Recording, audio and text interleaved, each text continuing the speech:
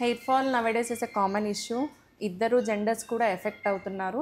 But comparatively males అన్నది ఎక్కువగా effect అవుతారు. ఈరోజు మనం ఒక ముఖ్యమైన టాపిక్ మీద తెలుసుకోబోతున్నాము. అది దట్ ఈస్ హెయిర్ ఫాల్. మనతోనే డాక్టర్ నవీన గారు ఉన్నారు, a senior consultant dermatologist HCR clinics Kothapet. Hello doctor. Hi. యూజువల్గా హెయిర్ ఫాల్ మనం చూస్తూ ఉంటాము. Is it very common between both male and female, or ఎక్కువ మెయిల్కి బాదర్ అవుతుందా hair fall hair fall nowadays is a common issue. ఇద్దరు genders కూడా effect అవుతున్నారు.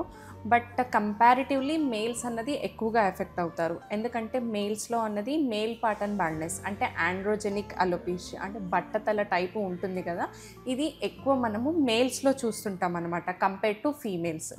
సో హెయిర్ ఫాల్ అన్నది ఎవరిలో ఎక్కువ కామన్ అని మనం అనుకున్నప్పుడు టువర్డ్స్ మేల్స్కే ఎక్కువ హెయిర్ ఫాల్ ఇష్యూ అనేది ఉంటుందన్నమాట. మేజర్గా what are the causes for the hair fall doc? Causes మెయిన్గా వచ్చేసి జెనెటిక్ అండ్ హార్మోనల్ చేంజెస్ అనమాట. హార్మోనల్ చేంజెస్ వచ్చేసి కొంతమందికి PCOS ప్రాబ్లం ఉంటుంది, కొంతమందికి థైరాయిడ్ ఇష్యూస్ ఉంటాయి, అండ్ కొంతమందికి మెటబాలిక్ సిండ్రోమ్లో దాంట్లో హైపర్ ఆండ్రోజనిజం అని చూస్తామన్నమాట. అంటే ఆండ్రోజన్స్ ఎక్కువ ఉండడం వల్ల. అండ్ కొన్ని nutritional deficiencies like iron deficiency కానీ, vitamin B12, vitamin D, hair fall అనేది కామన్ ఇష్యూ.